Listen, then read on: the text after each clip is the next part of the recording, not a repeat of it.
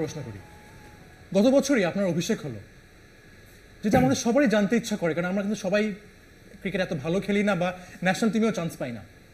দেশের জার্সি পরে খেলতে আপনার কেমন লাগে? আসলে এটার ফিলিংসটা ভাষায় প্রকাশ করার মতো না, কারণ যখন প্রত্যেকটা প্লেয়ারই ফার্স্ট প্র্যাকটিসের উদ্দেশ্যে মাঠে যায়, মানে সেদিনই হয়তো আমার মতে, মানে আমার ধারণা যেটা 90% খেলোয়াড়েরই হয়তো স্বপ্ন থাকে আমি বাংলাদেশ টিমে খেলবো। মানে শুরুতেই এই চিন্তাটাই করে, যেটা আমিও করেছি, যে খেলতে গেলে, পড়তে বসলে, খাইতে গেলে বা যেখানেই যাই আমাকে ন্যাশনাল টিমে খেলতেই হবে। তো এই মানে এই চিন্তাটাই ছিল। আর আমি যখন শুরু করেছিলাম তখন ছোটদের 2 দিন, বড়দের 3 দিন প্র্যাকটিস ছিল, আমি 5 দিনই যেতাম।